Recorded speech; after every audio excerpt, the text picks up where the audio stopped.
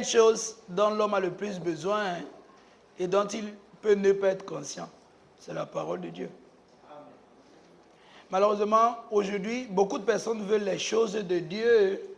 Beaucoup de personnes veulent recevoir de Dieu. Beaucoup de personnes ont des problèmes, ont des besoins, ont des choses qu'ils veulent que Dieu fasse pour eux, ont des choses qu'ils veulent recevoir de Dieu. Mais la chose qui les intéresse le moins, c'est la parole de Dieu. On veut la protection que Dieu donne, on veut la bénédiction que Dieu donne, on veut la préservation que Dieu donne, on veut la prospérité, on veut ci, on veut ça, sauf la parole de Dieu. Et malheureusement pour la plupart des hommes, ce que Dieu communique, ce que Dieu donne, ce que Dieu transfère, les vraies choses que Dieu communique, Dieu les communique au travers de sa parole. C'est pour ça que je ne crois pas trop à imposer les mains sur les gens tous les jours, tous les dimanches et toutes les semaines. Parce que si tu reçois la semence de la parole, tu n'as même pas trop besoin qu'on t'impose les mains. Oui. Donc, certaines personnes pourraient dire, non, quand on vient ici, pourquoi le pasteur ne nous impose pas les mains? La plupart du temps, si tu n'as même pas fait quelque temps ici, là, je ne vais pas t'imposer la main. Parce que si tu n'as pas compris, si tu ne sais pas ce qui est d'abord plus important, c'est qu'on ne peut pas évoluer avec toi, on ne peut pas marcher avec toi. Et tu es dans ton monde, tu es dans tes illusions, et nous ne voulons pas être distraits dans cette église. Nous ne voulons pas être emportés par les choses qui ne sont pas essentielles. Nous ne voulons pas être emportés par les choses qui ne sont pas importantes. Nous connaissons quel est notre focus, nous connaissons quelle est notre mission, nous connaissons ce qui est essentiel, nous connaissons ce qui est important dans la parole de Dieu, on se focalise sur ça. Et si tu ne veux pas ce que Dieu donne, ce qui a plus de valeur aux yeux de Dieu, mais si tu veux être trompé, si tu veux que les gens te vendent des illusions ou te disent la bonne aventure, tu n'en trouveras pas ici. Le désir de mon cœur, c'est qu'au travers de ce ministère, nous puissions communiquer purement, sans mélange, sans tâche, sans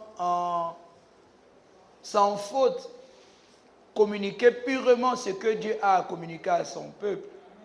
Au point où, des fois, nous ne voulons pas mettre notre propre personne, mettre nos propres opinions là-dedans. Tu peux mettre un membre de ma famille, il n'y a pas, ce n'est pas les affaires de famille qu'on est venu faire ici. Parce que nous voulons communiquer avec exactitude ce que Dieu veut transférer à son peuple. Donc l'une des prières que je fais souvent, c'est que, Seigneur, que je communique ta pensée, pas ma pensée. Ce que tu veux, pas ce que je veux. Donc même le ministère ne se passe pas comme j'en ai envie. Voyez-vous, par exemple, une classe comme la catéchèse, j'aurais bien envie que tout le monde la fasse plutôt. Mais la procédure, ce n'est pas comme ça, parce que tout le monde ne veut pas suivre la procédure. Et après la catéchèse, il y a un autre niveau. Et ceux qui n'auront pas suivi la procédure auront beaucoup de difficultés. Je veux bien que tout le monde y aille, mais on doit suivre la procédure. Amen. Donc, nous vivons dans un monde où on a appris à mépriser uniquement les choses de l'église. Et quand on part partout ailleurs, tout le monde suit l'autre. Quand tu vas à l'hôpital, on dit, assieds-toi ici, tu attends. 1 heure de temps passe, 2 heures, 3 heures. Tu n'as personne chez qui te plaindre. Ça te va pas, tu sors. Mais c'est seulement dans la maison de Dieu que tout le monde veut faire comme il veut. Quand tu dois aller à l'école, tu sais que tu dois aller à l'heure. Tu sais que tu dois être régulier. Mais c'est à l'église qu'on demande aux gens de venir. Et, ma prière, c'est que je ne sois pas l'une des personnes qui va te demander de venir à l'église. Non, sérieux. Si tu crois que tu es trop important, parce qu'on t'appelle de temps en temps, de dire on t'encourage, pour moi, mon frère va venir à l'église, ça montre que tu n'es pas sérieux. Parce que pour partir au travail, personne ne te réveille le matin. Pour partir au marché, personne ne te rappelle que va au marché. Mais pourquoi c'est quand c'est les choses de Dieu que les gens veulent qu'on coudre? Pourquoi? Demande à ton voisin pourquoi. Si tu es le genre de chrétien là, qu'ils te disent, il y a quelque chose qui va pas être ta foi. Mais vous savez quoi? On sera toujours là pour vous encourager. Un jour, j'ai dit à la catéchèse, c'est à la catéchèse, c'est ici là qui dit que ce n'est qu'à l'église que quand les gens viennent à l'église, le pasteur leur dit merci d'être venu à l'église. Ailleurs, tu viens, tu ne viens pas, c'est toi qui paies. Et les gens croient que quand on vient à l'église, c'est pour le bien du pasteur. La vérité, c'est que c'est toi qui paies. Quand tu ne viens pas à l'église. Donc, nous connaissons ce que nous voulons. Nous connaissons là où nous sommes en train de partir. Et notre prière, c'est que tout le monde puisse valoriser la saine doctrine. La saine doctrine. La parole pure de Dieu qui a la capacité de sauver vos âmes. Pas la bonne aventure. Les témoignages que j'enjoy le plus, c'est ce que la parole de Dieu produit à l'intérieur de l'être. On vit dans une société où les gens ne connaissent plus la valeur de la paix, de la joie interne, de la tranquillité. Bien que c'est ce que tout le monde cherche, mais beaucoup de gens ne veulent pas reconnaître la valeur de ça.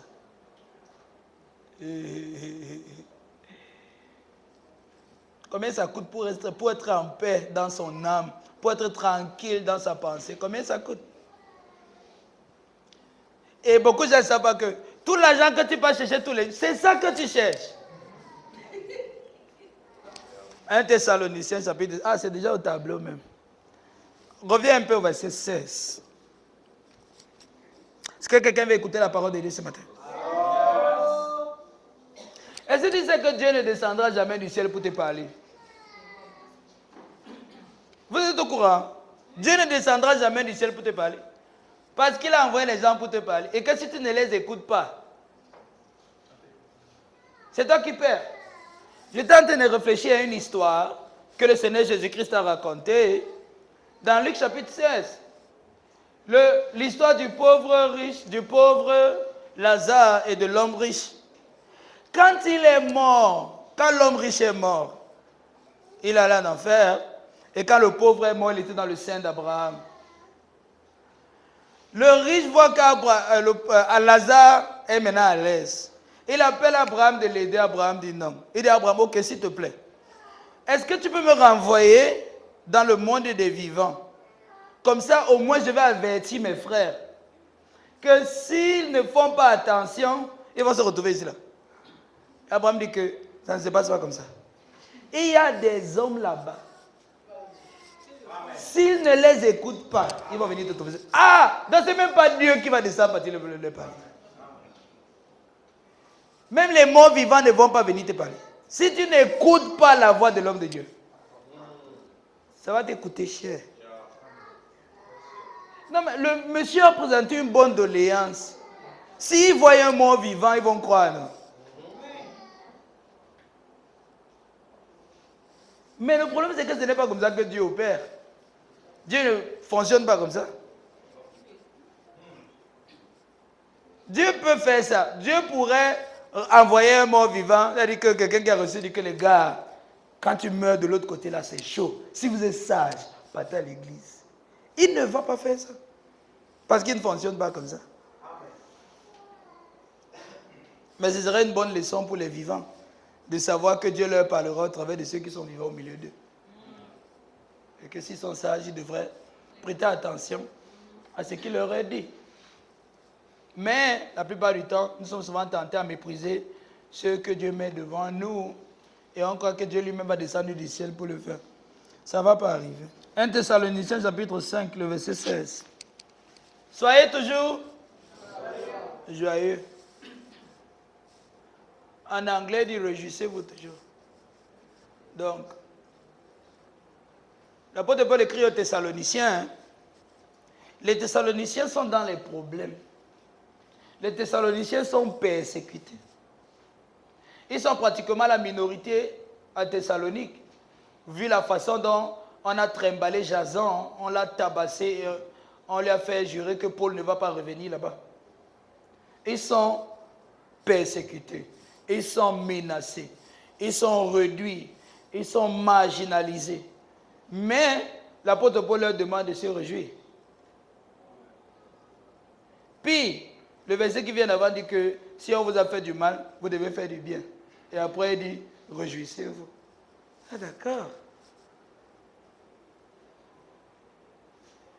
La Bible demande de prier, n'est-ce pas? Vous priez comme la Bible demande, n'est-ce pas? La Bible demande aussi de se réjouir. Mais est-ce que vous savez que parfois, nous, on a laissé notre joie dépendre des circonstances? Alors que, de la même façon que nous avons l'instruction de prier, nous avons aussi l'instruction de se réjouir. Amen. Ah, d'accord. Donc, si tu obéis à la parole de Dieu, tu dois te réjouir. Il est bibliquement instruit. C'est un commandement de la Bible d'être dans la joie. Donc ce matin,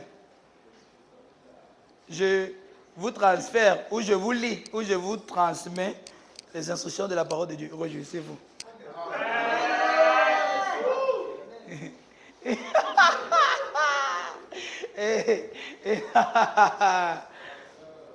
Oh non, je ne suis pas content. La façon qu'on me traite, la façon qu'on me fait ci. Réjouissez.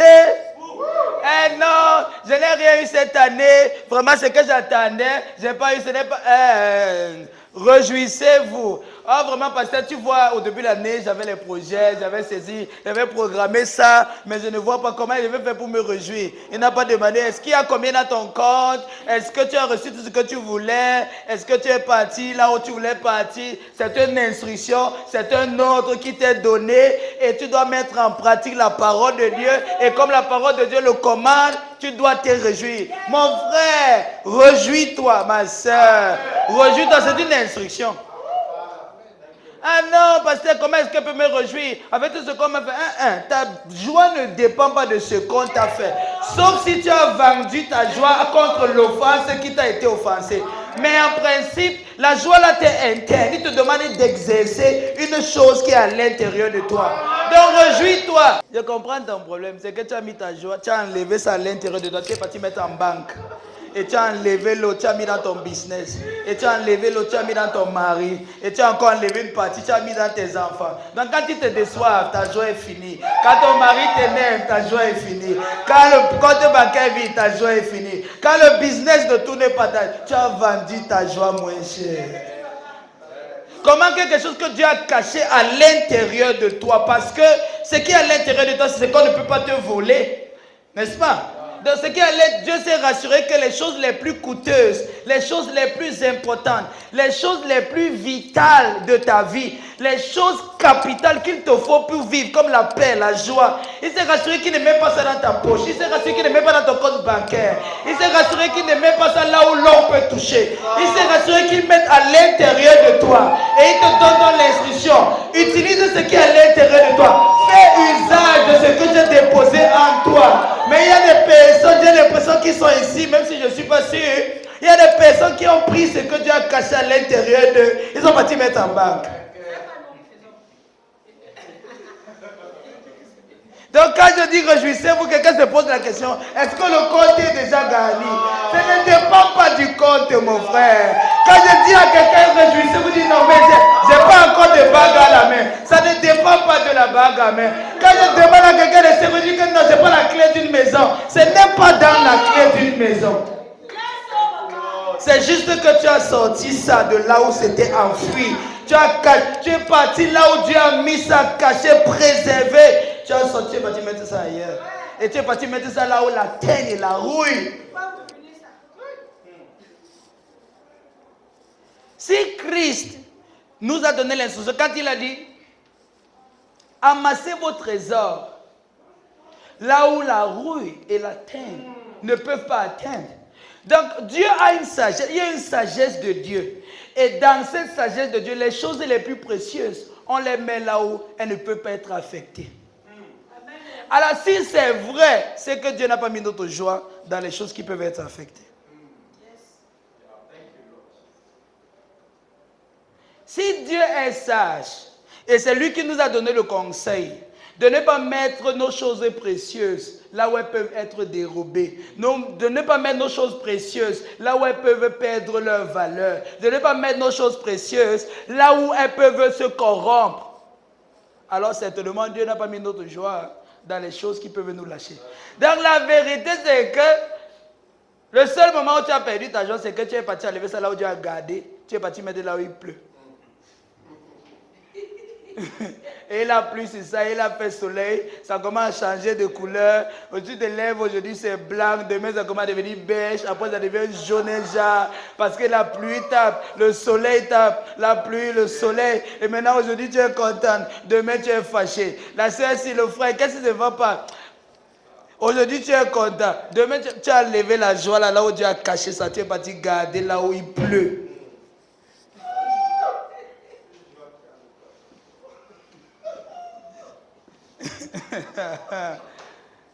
Comment tu peux dire aux gens qui sont persécutés de se réjouir? Parce qu'il a compris. Il sait que quand tu es un enfant de Dieu et que tu as le Saint-Esprit en toi, le royaume de Dieu, c'est la justice, la joie, la paix dans le Saint-Esprit. Donc si le Saint-Esprit est en moi, réside ici la joie, réside ici la paix, réside ici la justice. Nous ne sommes pas ceux qui cherchent la joie. Nous ne sommes pas ceux qui cherchent la paix. Ça habite chez nous.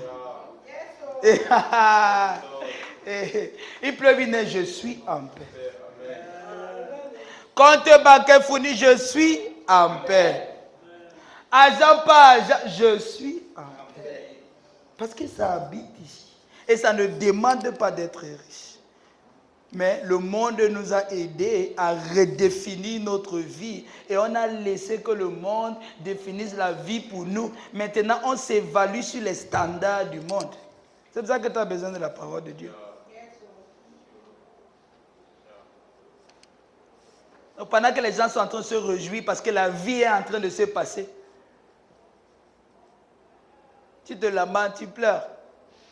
Tu ne sais pas que la seule raison pour laquelle tu as été pleureux, ce n'est pas qu'il n'y a pas ce que tu crois ne pas avoir. C'est que tu as mis ta joie là où elle n'était pas censée être. D'ailleurs, dit réjouissez-vous toujours.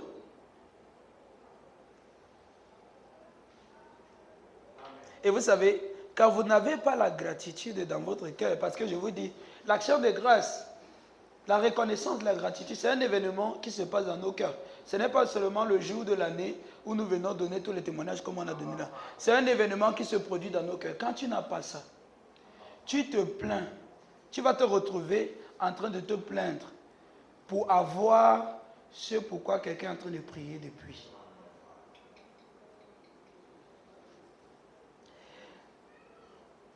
Laissons les choses. Tu es debout. Il y a quelqu'un actuellement qui est en train de prier que demain le trouve.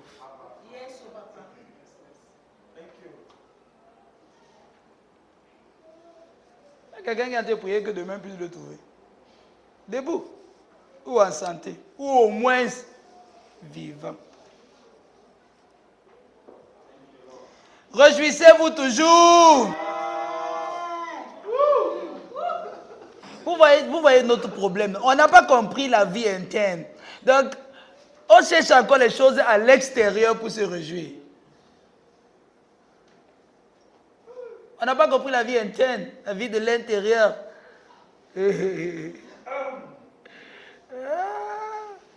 On connaît seulement danser quand il y a l'argent. Sérieux, sérieux, sérieux, sérieux. Ne prenez pas ça à la légère. Combien de personnes, leur joie ne dépend que de telles choses? Ils ne savent pas être en joie pour le simple fait d'être en vie. Ça peut être en joie pour le simple fait d'être debout. Vous voyez, le manque de gratitude nous rend aveugles. Lorsqu'on n'a pas la gratitude dans nos cœurs, on ne voit pas clair. Et il est intéressant que c'est la guérison des 10 aveugles. Non, la guérison des 10 lépreux. Dans cette guérison, Jésus-Christ nous apprend la gratitude. Et on va aller dans cette histoire, on va voir quelque chose de merveilleux là-bas. Dans notre ancienne église, à kilomètre 7, on avait initié une danse au milieu de la jeunesse. On dit que ok, c'est le moment de se réjouir. Tout le monde danse. Il n'y a aucune musique. Personne ne chante. Aucun instrument de joue. Danser.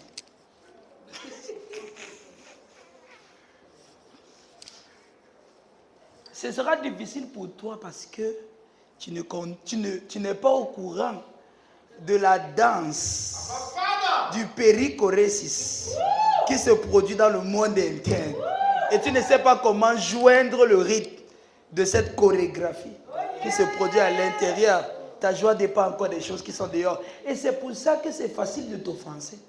C'est pour ça que les hommes t'offensent facilement. C'est pour ça que c'est facile de te fâcher, de te mettre en colère de ci ou de ça. Parce que tu laisses que ta joie dépende de ça. Tu ne possèdes pas ta propre joie.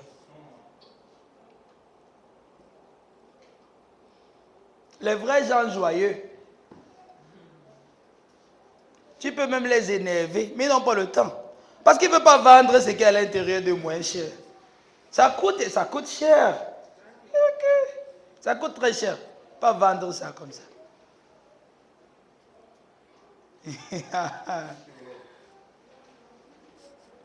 Donc tout à l'heure, on va essayer ça. Manifester la joie là. Non, regardez, on connaît faire ça. Tout le monde connaît faire ça.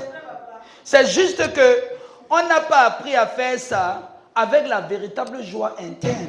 Donc, on ne dépend que du monde extérieur. Donc, on ne connaît pas vivre à l'intérieur. C'est pour ça que les gens continuent de dire que la vie, c'est les hauts et les bas. Parce que les événements, les circonstances de la vie, iront toujours de haut en bas, de temps à autre. Ce sera en haut, ce sera en bas. Et quand tu continues de dépendre de ces événements pour ta vie interne, tu ne connais pas l'équilibre, tu ne connais pas la stabilité, tu ne connais pas être stable à l'intérieur. Parce que ta vie dépend de tout ce qui se produit à l'extérieur.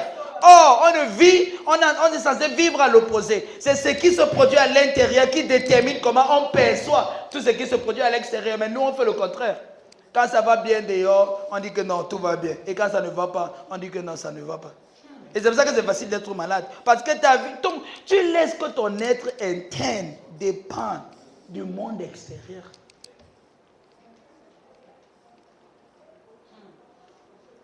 Et c'est pas comme ça qu'on est appelé à vivre. Parce que, je vous donne encore le contexte. Les Thessaloniciens sont persécutés. Ils sont marginalisés. Ils sont menacés dans la ville. Et ils ne sont pas la majorité qui ont le potentiel financier ou économique de la ville. Parce qu'ils avaient beaucoup de difficultés. Ils étaient dans la pauvreté. Mais l'apôtre Paul leur demande de se réjouir. Dans la réjouissance, ce n'est pas pour les riches. J'aime une image que Frère Richard mettait sur son statut. On connaît faire ça. Quand on était petit, parfois je regarde mon fils, il rit pour rien. Il rit pour rien. Et puis je me pose la question, pourquoi il rit? Pourquoi moi je ne ris pas? Oui, pourquoi il est en joie? Pourquoi je ne suis pas en joie? N'est-ce pas peut-être parce que je suis en train de me soucier de certaines choses et qu'à cause de ces choses, je me dis, je n'ai pas le droit de me réjouir. Or, il se réjouit comme ça parce qu'il n'a rien à s'inquiéter. Il ne s'inquiète de rien. Il ne s'inquiète de rien parce qu'il a un père qui prend soin de lui. Suis-je en train de dire que je suis orphelin? Dieu n'est-il pas mon père? Donc pourquoi je ne me réjouis pas là? Ah d'accord, parce que je ne considère pas qu'autant que je suis un père, un bon père, qui prend la peine de prendre soin de son fils, je ne considère pas que Dieu soit aussi bon père, qu'il va prendre la peine de prendre soin de moi. Et donc je n'ai rien à m'inquiéter. Alors que c'est ça le problème. Que beaucoup ne font pas confiance en Dieu pour leur vie. Beaucoup ne croient pas en Dieu pour leur vie. Beaucoup ne croient pas que Dieu est un père. Ils ne croient pas en l'amour que le Père a pour eux. En fait, beaucoup d'hommes pensent qu'ils sont mieux parents que Dieu. Oui, beaucoup d'hommes pensent qu'ils sont mieux parents que Dieu. Parce que, de toute façon, tu donnes de l'attention à ton fils, à ta fille, à tes enfants. T'es-tu déjà demandé combien d'attention Dieu te donne? En passant, tu dors. En passant, des fois, tu n'es pas là. En passant, des fois, tu t'oublies. Dieu n'a pas la capacité de s'oublier. Il n'a pas la capacité de dormir. Il n'a pas la capacité de ne pas être là. Et dans tout ça, on réussit à être triste. On réussit à être malheureux. On réussit à s'inquiéter dans la vie. Et après, quand on vient à l'église, tu es mon père. Tu es mon père. Oh mon papa. Oh mon papa.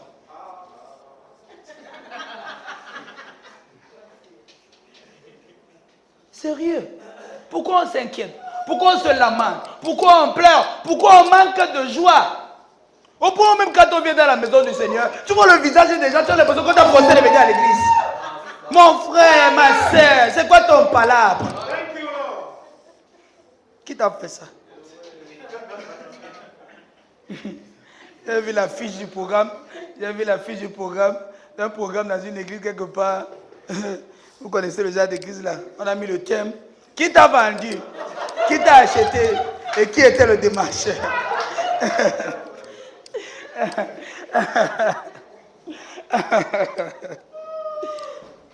Et vous savez quoi? Les gens aiment le genre d'église là. Oh. Le programme là était plein. Les gens aiment ça.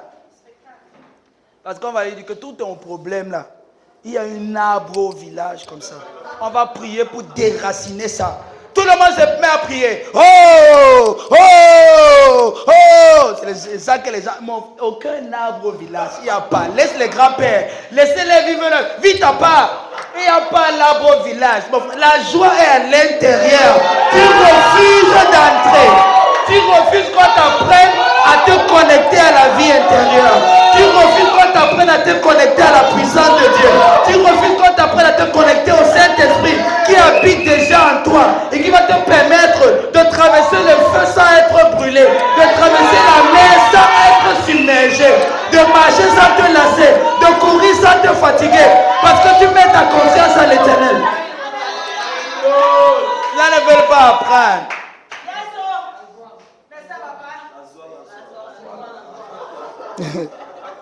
Zoala Kate.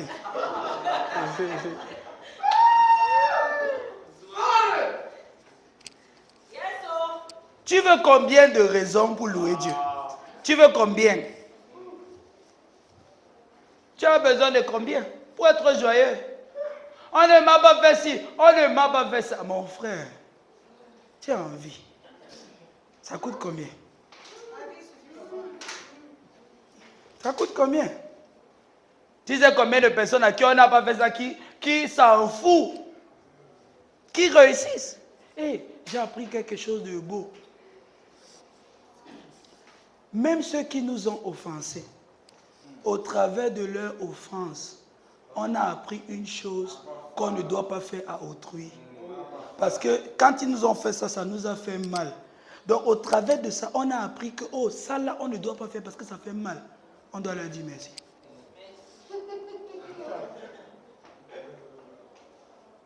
Oui. Les gens de qui tu te plains. Oh, il m'a fait ça. Oh, tu es en train de vouloir faire la même chose. Et tu te plains là, pourquoi? Donc, parce qu'il m'a appris ce que je ne dois pas faire. Je suis devenu une meilleure personne au travers du fait qu'il m'a offensé. Je lui dois un merci. Oui. Je lui dois un merci. Je dois lui dire merci. Pas comme elle dit que, avec ce qu'il m'a fait là, avec ce qu'il m'a fait, plus jamais, plus jamais, plus jamais, plus jamais pas dans ma vie. Verset 15 dit quoi encore, Excellence? Plus jamais pas dans ma vie. Plus jamais pas dans ma vie. Veillez à ce que personne ne rende le mal pour le mal. En toute occasion, recherchez-le dans vos rapports mutuels comme envers tous les autres. Non, moi, jamais. Et puis vous allez arriver dans une église, tu entends quelqu'un dire que non, mon sang ne colle pas, mon esprit ne colle pas avec telle personne dans l'église. Pas dans l'église ici, moi je te chasse. Tu parlais de quel esprit? Comme mon esprit ne colle pas avec l'esprit de tel. Non, on ne s'entend pas. Oh, non, sérieux. Ceux qui nous ont offensés nous ont appris des leçons. On leur doit un merci. Parce qu'ils nous ont appris ce que nous, on ne doit pas faire à l'autre.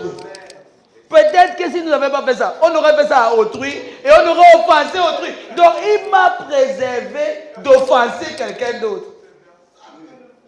Il m'a aidé pour que demain, ce ne soit pas quelqu'un d'autre qui soit en colère contre moi. Wouh, quel privilège. Donc, je lui dois merci. Donc, après aujourd'hui, tous ceux qui t'ont offensé, envoie le message. C'est le moment de l'action de grâce. Dis-leur merci. Oui, dis-leur merci.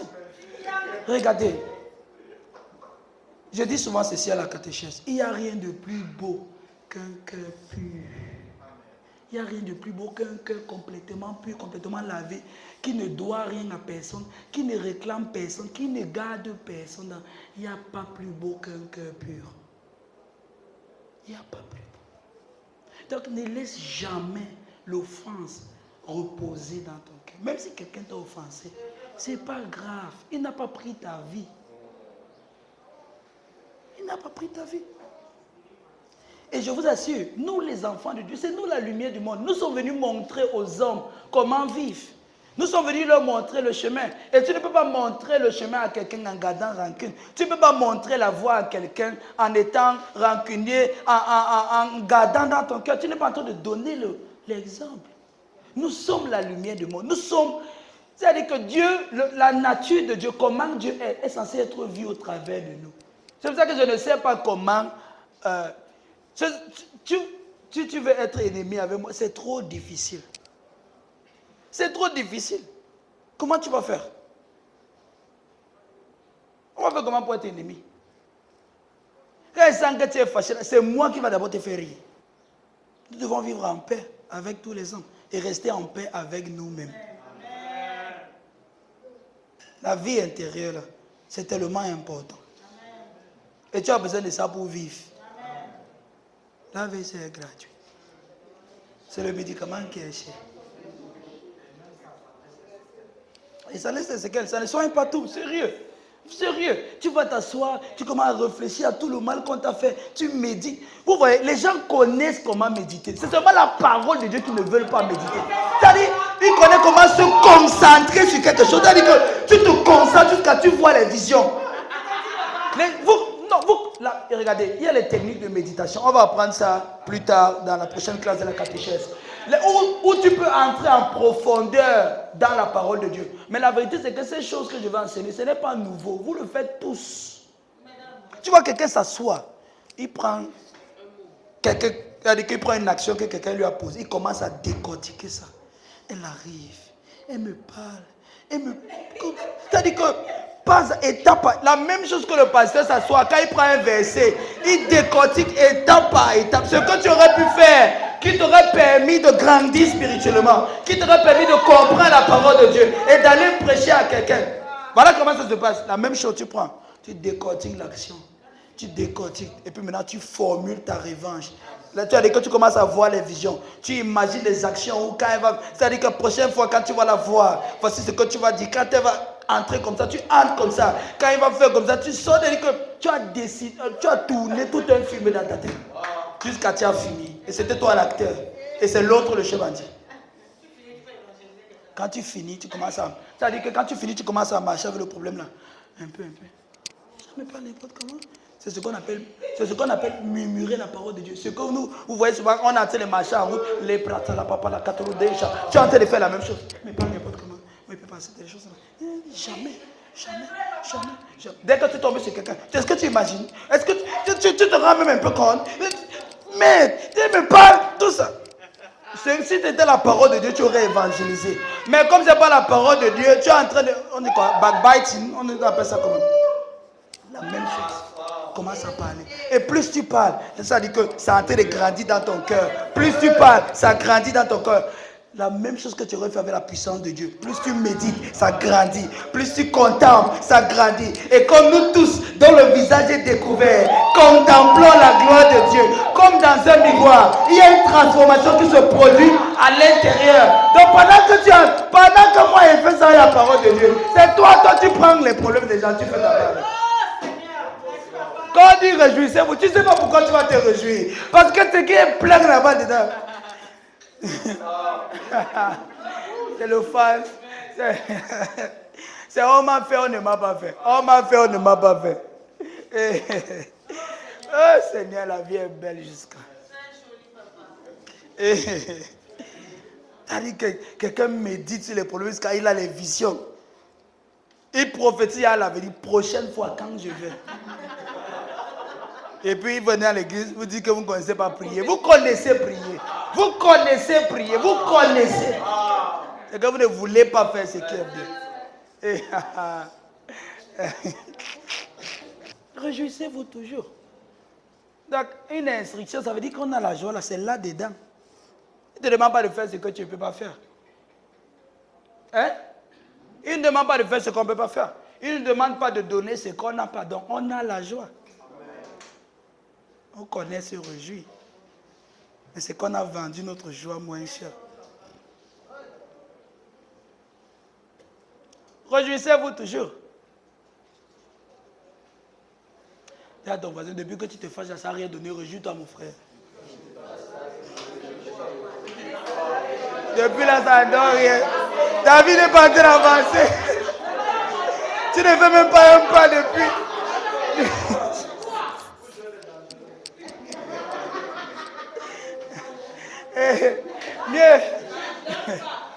Mieux tu te réjouis.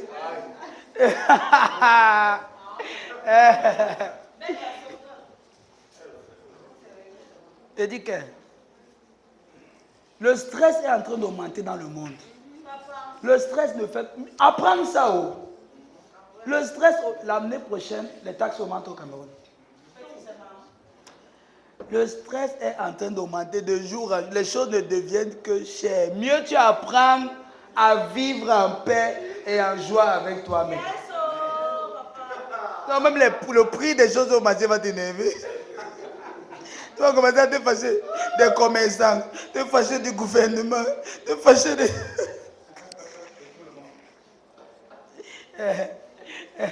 On va commencer à partir au marché, quelqu'un touche ta marchandise. Pourquoi c'est cher comme ça? Et qui là-bas? Tu sais pas que les choses sont partout. Tu sais qu'il a acheté ça à combien? Dis à quelqu'un, la vie c'est moins cher. Non, sérieux. Ces dernières années, la vie c'est devenu tellement monnaie courante que si les gens apprennent à vivre en paix avec eux-mêmes, s'ils apprennent à vivre en joie, ça ne va pas arriver. Ça ne va pas arriver. Parce que le cerveau ne supporte pas toute la haine, toute l'amertume que tu nourris à l'intérieur. Ça veut dire que ça cause il y a un accident dans le cerveau. Donc, les nerfs, là, la fâcherie, là, ça embrouille les nerfs. Ça embrouille le circuit nerveux jusqu'à ce qu'il y ait un accident. Ça veut dire que c'est embrouillé à l'intérieur. Tu es là, tu es fâché, tu es énervé, tout t'énerve, même le pasteur t'énerve, l'église t'énerve. Pourquoi on a mis la clim là aujourd'hui? Ça fait qu'on a froid. C'est-à-dire que tout commence à t'énerver, tout t'énerve. Et pendant que tu fais les nerfs là dans le cerveau sont en train de s'embrouiller, ça plus. On part où, on part où, on part où, on part où, il dit qu'on part où, il dit qu'on part où, poum! Accident, cardio, cérébral. Ah, gars, ma famille, on se réjouit.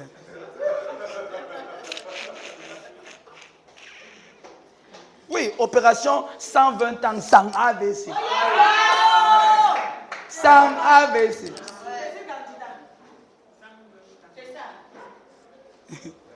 Sans AVC.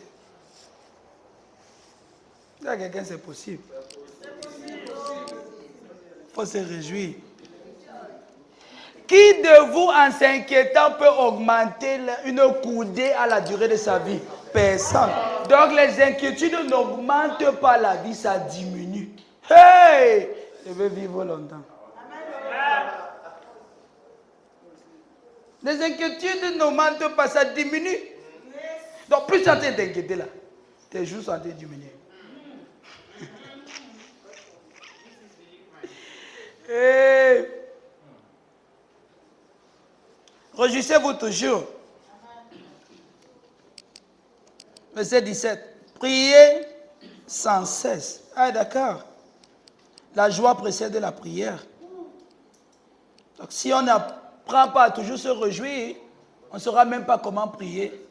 Toujours. On ne saura pas comment prier sans cesse. On ne pourra pas prier sans cesse. Et comment vous savez que c'est pas facile de prier étant fâché? Oh Seigneur, je suis venu te dire qu'il y a quelqu'un qui m'énerve. Comment est-ce qu'on peut me faire ça, Seigneur? C'est pas la prière là-bas. Oh.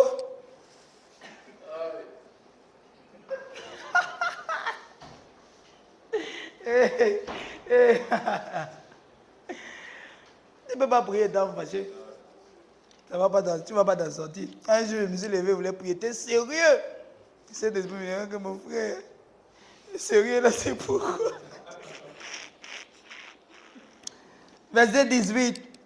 Remerciez Dieu en toutes circonstances. Voilà ce que Dieu demande de vous dans votre vie avec Jésus-Christ. Rendez grâce à Dieu en toutes choses. C'est à votre égard la volonté de Dieu. En Jésus-Christ. Ah, d'accord. Il n'a pas dit rendez grâce pour toutes circonstances, mais en toutes circonstances. Toutes circonstances, parce que les circonstances ne vont pas toujours refléter ce qui est correct de nous en Christ. Les conditions ne seront pas toujours en train de révéler ce qui est vrai de nous en Christ. Mais l'apôtre Paul le sait et il prend en compte donc que dans toutes ces circonstances, que notre attitude interne ne change pas. Parce que ce que Dieu recherche ici, ce n'est pas ce qui est en train de nous arriver à l'extérieur, mais c'est comment nous sommes en train de réagir dans notre cœur vis-à-vis de ce qui nous arrive. Rendez grâce à Dieu en toutes choses. Ce n'est pas seulement dans les mauvais moments, même dans les bons moments. Ce n'est pas seulement dans la pauvreté, même dans l'abondance. Parce que voyez-vous, il y a beaucoup de personnes qui sont à l'église, ils sont emportés, pendant que certains sont emportés par leur pauvreté, ils sont en train de se plaindre de tout ce qu'ils n'ont pas, de tout ce qu'ils n'ont pas reçu. D'autres se laissent aussi emporter par leur abondance, au point où, à cause de l'abondance, ils ont mis Dieu de côté. Dans l'action de grâce, nous apprenons à reconnaître ce que nous sommes en Christ. Nous apprenons à reconnaître la position que Dieu nous donne. Nous apprenons à reconnaître l'amour de Dieu pour nous. Nous apprenons à reconnaître notre relation avec Dieu. Et nous restons là-dedans, quelle que soit la circonstance. Que ce soit l'abondance ou le manque. C'est important, je dois insister là-dessus. Parce que je crois qu'à New Creation Ministry, on aura des gens bien nantis. Mais il ne faut pas que quand tu seras assez nanti, tu crois que c'était ça le but de la foi. C'est pas ça. Oui, je le dis, c'est important parce qu'il y en a à un moment donné de leur vie, quand ils sont pleins les poches, Dieu peut maintenant attendre. Oui. Donc, que ce soit dans l'abondance, que ce soit dans le manque, nous devons apprendre à garder l'attitude de la gratitude envers Dieu.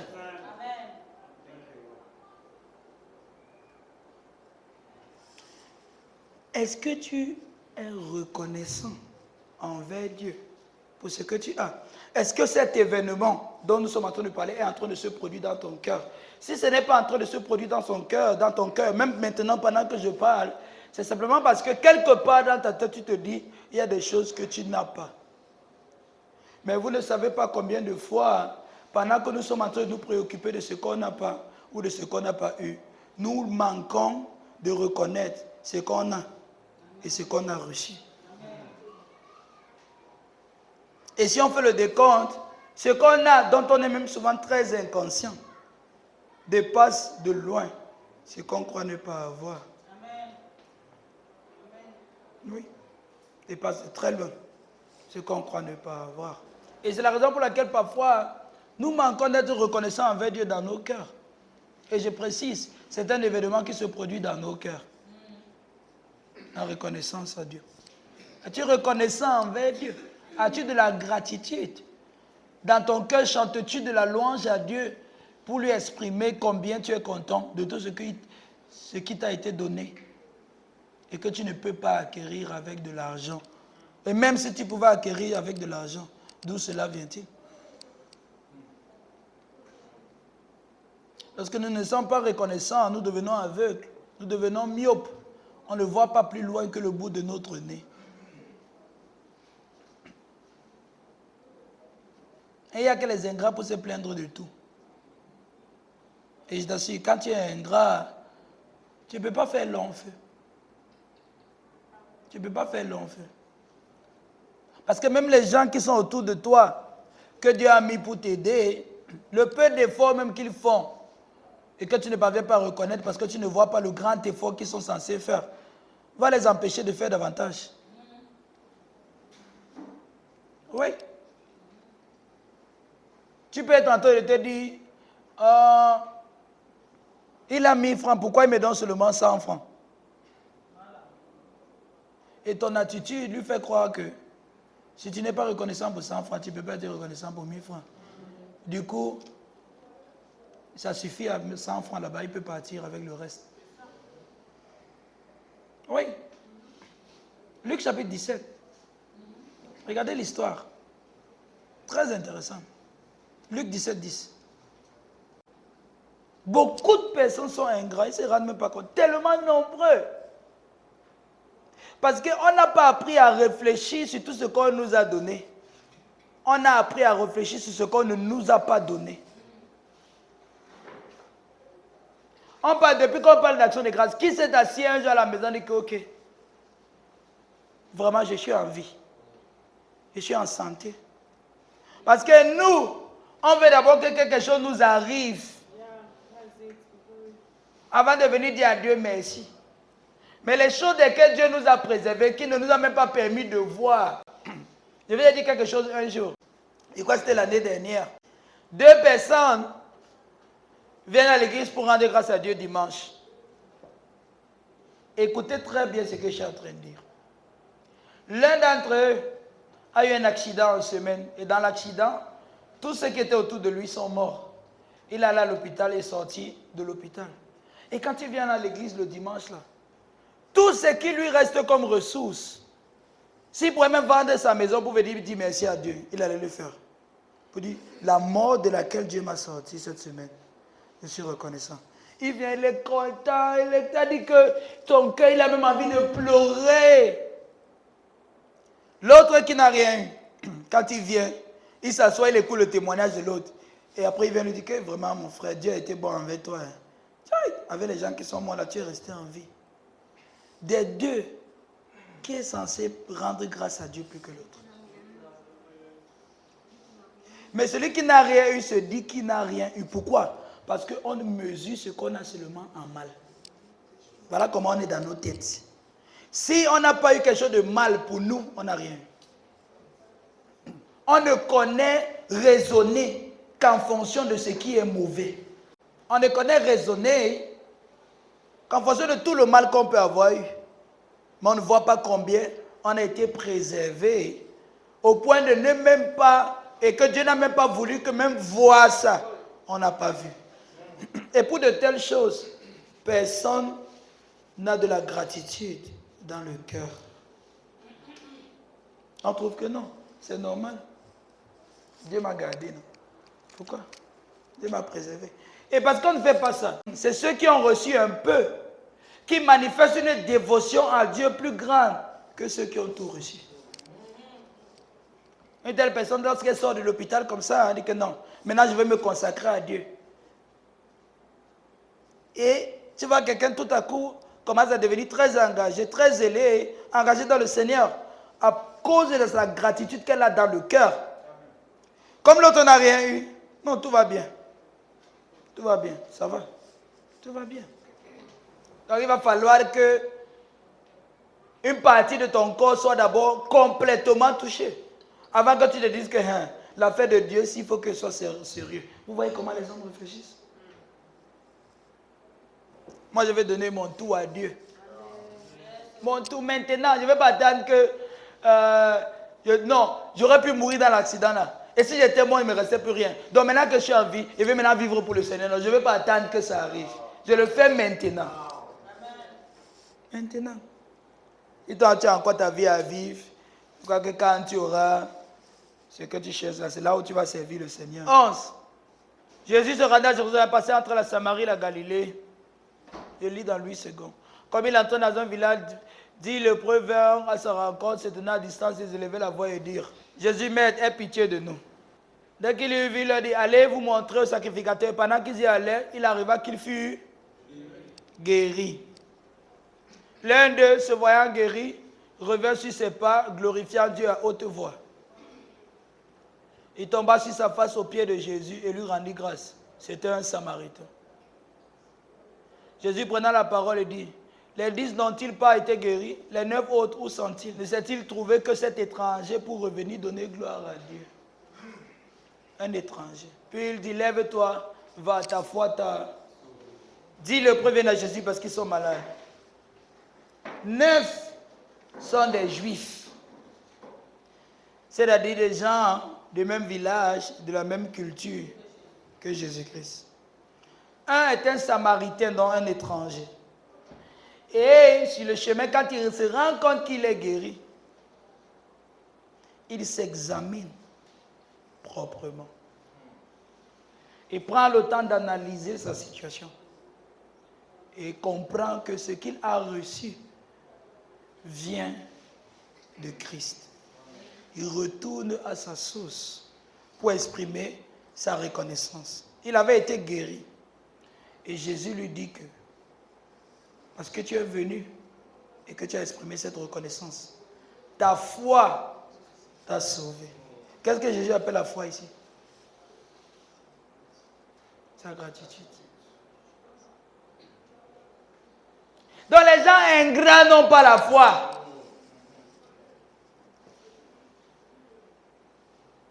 Jésus appelle sa gratitude la foi. Les autres ont aussi été guéris. Mais bien qu'ils ont reçu un miracle, ils n'ont pas la gratitude qu'avait le Samaritain. Et là, à la différence des deux, eux, ils sont guéris comme le Samaritain, mais en plus de la guérison, le Samaritain est sauvé. Et c'est deux choses différentes. Donc, pendant qu'ils ont reçu simplement la restauration de leur corps, le Samaritain, lui, il a reçu la restauration de son être tout entier, esprit, âme et corps. Et c'est ça le salut.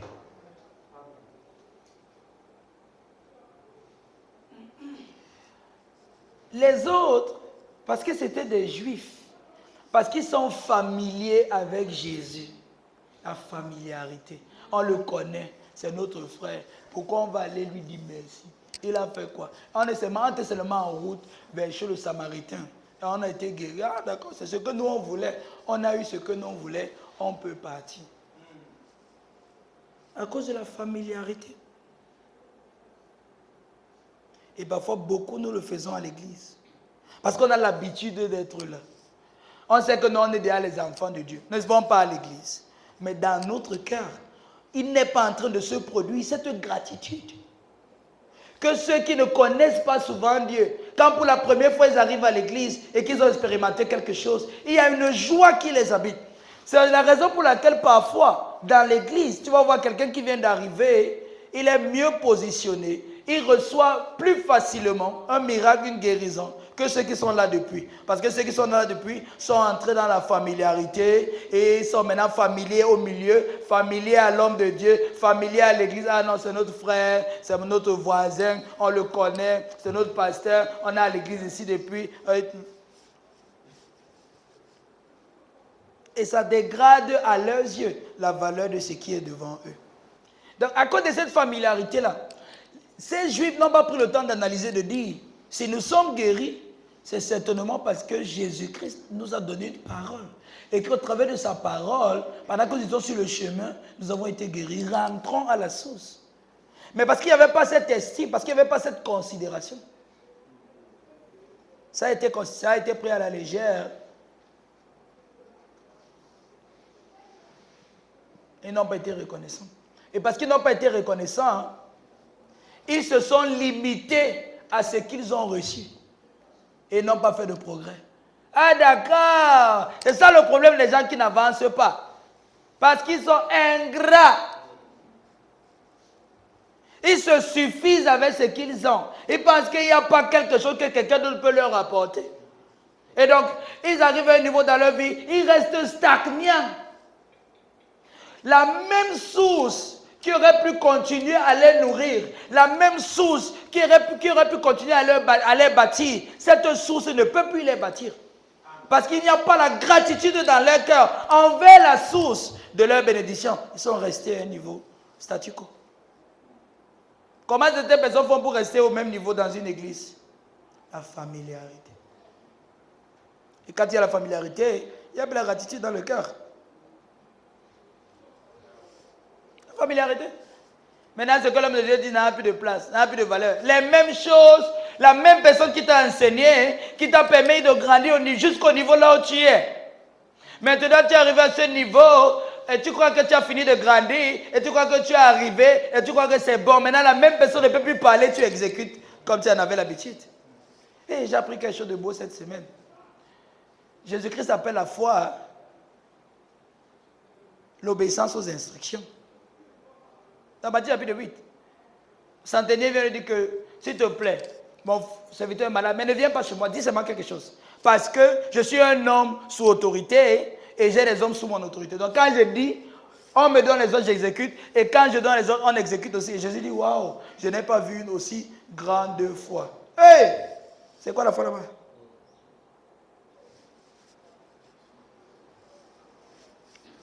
Donc lorsqu'on n'a pas de gratitude dans nos cœurs envers Dieu, on aura de la peine à évoluer avec Dieu. Donc on n'a pas de reconnaissance dans nos cœurs, on aura de la peine à évoluer avec le Seigneur. Dieu ait miséricorde de vous. C'est la raison pour laquelle, pas simplement un événement de l'année, comme en fin d'année, où nous parlons de l'action de grâce, mais que ce soit l'attitude de ton cœur. Tous les jours. Ça te donnera la disposition de recevoir davantage de Dieu. Parce que le Samaritain, à cause de sa gratitude, est allé plus loin que les Juifs. Le Samaritain, à cause de l'état de son cœur, a reçu plus que les Juifs qui étaient de la famille de Jésus, qui étaient familiers à Christ. Donc, c'est un événement qui doit se produire dans nos cœurs. C'est un événement qui doit se produire dans nos cœurs. Et c'est parce que nous restons reconnaissants que nous pouvons recevoir davantage. C'est parce que nous restons reconnaissants que nous pouvons même grandir. C'est parce que nous sommes reconnaissants que nous pouvons apprendre à apprécier la véritable valeur de ce qui nous est donné. Parce que voyez-vous, la valeur d'un don ne se trouve pas dans le don.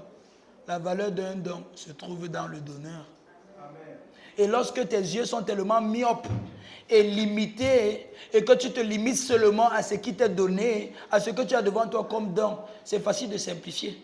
C'est facile de mépriser. Mais tu ne connais pas toute la valeur que ça représente dans le cœur de celui qui te communique cela. Retenez ceci, la valeur d'un don ne se trouve pas dans le don. La valeur d'un don se trouve dans le donneur. Se trouve dans celui qui t'a fait ce cadeau. Se trouve dans celui qui t'a donné cette chose. Si à tes yeux, ça n'a pas de valeur, ça montre à quel point tu es ingrat et ça montre à quel point tu es myope. Ça montre à quel point tu es aveugle, que tu ne peux même pas voir loin. Parce que tu ne sais pas combien ça a pesé dans son cœur. Je vous rappelle que dans l'histoire du donné, de l'offrande, que Jésus-Christ qui nous est rapporté dans les 16 évangiles, un homme a donné beaucoup d'argent. Une vieille maman est venue donner 2 pièces. Et Jésus dit qu'elle a donné plus. Parce que, à cause de combien ça coûte dans son cœur. Combien de fois quelqu'un t'a donné quelque chose, tu as méprisé parce qu'à tes yeux, ça n'avait pas de valeur. T'es-tu posé la question de savoir combien ça a de la valeur dans son cœur? Combien de fois quelqu'un t'a donné une somme d'argent, tu as même oublié de dire merci. Ou tu as même dit un merci maigre. Qui n'avait aucune portée dans ton propre cœur. Un merci que tu as dit malgré toi, qui n'avait aucune portée dans ton cœur. Parce qu'il y a un merci que ça ne vient pas du cœur. Il y a un merci que ce n'est pas formalité. Comme donne le merci, mais dans ton cœur, tu te dis pourquoi c'est seulement ça qu'on a. Est-ce que tu sais, lorsque tu as un plat de nourriture sur la table, est-ce que tu sais que lorsque tu as un plat de nourriture sur la table, tu ne connais pas tout le processus qu'il a fallu pour que tu aies cette nourriture sur la table? Par exemple, il a nécessité qu'une grand-mère, soit dans un village, soit dans une plantation, se lève tôt le matin, aille planter, arrose, veille sur cela, revienne plusieurs fois, jusqu'à ce qu'on puisse récolter le plantain. Il a nécessité des gens pour transporter ça, du village, des banlieues, je ne sais pas où, des plantations, pour la ville. Il a nécessité que quelqu'un dévoue sa vie au commerce, qu'elle se lève à 5 heures pour aller vendre. Et elle va au marché vendre. Quand tu viens acheter, tu lui parles même mal parce que c'est toi qui as l'argent. Si elle ne venait pas vendre, elle l'achetait à qui? Tu achètes, tu arrives, on prépare. Il a nécessité que quelqu'un se dévoue à la cuisine. Quelqu'un se dévoue à la cuisine. Quelqu'un l'a transporté du marché pour la maison. Quelqu'un se dévoue à la cuisine, a pris le temps de préparer. Quelqu'un s'est dévoué à écraser. On est allé écraser là-bas. Sinon, tu allais prendre le caillou toi-même, gratter tout ça. Et sortir avec les blessures. Et pour à la fin, tu as un plat de nourriture sur la table. même être reconnaissant dans ton cœur, même si la nourriture là c'est un peu comme ça. Parfois il n'y a même pas ça dans le cœur de certains. Combien d'enfants se lèvent souvent le soir après que maman a préparé et qui vont dire à maman, maman merci pour la nourriture que tu as préparée pour nous. Pourquoi? Parce que dans nos cœurs on dit que c'est un droit.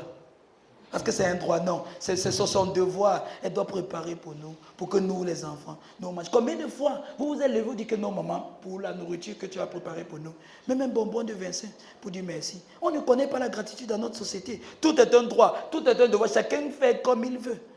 Combien de fois nous avons la gratitude dans nos cœurs?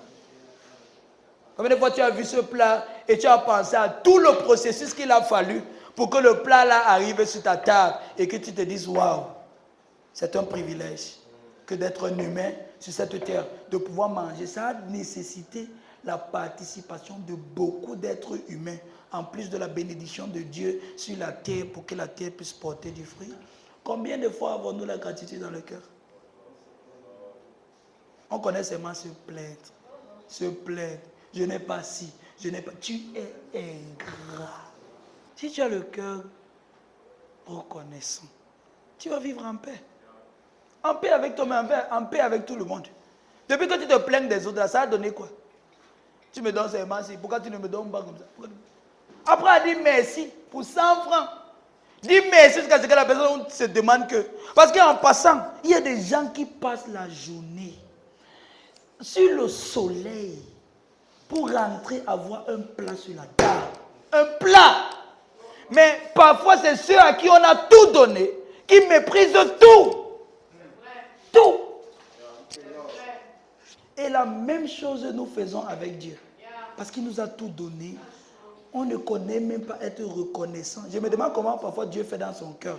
Chaque minute dans tes narines, c'est lui qui fait. C'est lui qui souffle. Mais c'est lui qu'on n'a pas le temps pour faire ces choses. C'est lui qu'on n'a pas le temps pour venir à l'église. C'est lui qu'on n'a pas. Toutes ces choses, nous, on n'a pas le temps. Dieu est fort. Il réussit à nous supporter, nous tous comme ça. Ingratitude. Ingratitude. La gratitude va t'ouvrir les portes. La reconnaissance va t'ouvrir le cœur des gens. La reconnaissance va t'ouvrir le cœur des gens.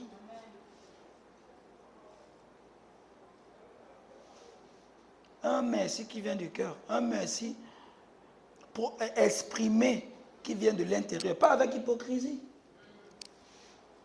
Oui, parce que je suis là aussi là pour t'enseigner. Tu es ingrat. Comment on fait pour être à l'église et puis c'est nous qui...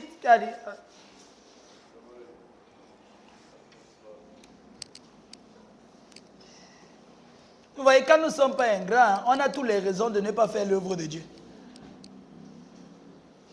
Comment vous voulez, vous qui êtes en santé, en force, comment vous voulez marcher avec Dieu? Quand à l'heure actuelle, il y a quelqu'un quelque part dans un hôpital qui a une seule prière, Dieu sors-moi d'ici, je vais te servir. Sérieux, soyons reconnaissants envers tous, pas simplement à l'église. Que tes parents voient combien tu es un enfant reconnaissant. Parce que pour les enfants d'aujourd'hui, tout ce que les parents font, ils sont obligés. Pendant que tu te plains de tes parents, il y a d'autres qui ont passé toute leur vie à violer leurs enfants. Pendant que tu te plains d'eux parce que tu n'as pas eu la meilleure école que tu voulais avoir. Mais certaines de ces personnes, malgré cela, ont réussi à libérer leur cœur, ont réussi à pardonner. Et quand ils ont été établis dans la vie, c'est eux qui aident leurs parents.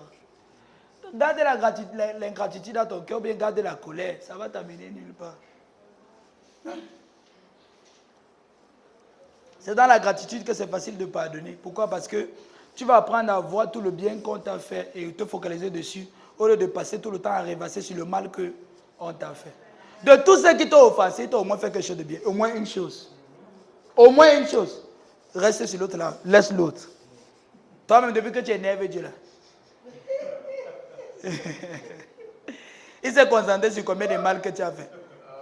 Non. Mais quand tu fais le bien, il est là pour t'encourager, pour t'apprécier et pour t'aider à grandir.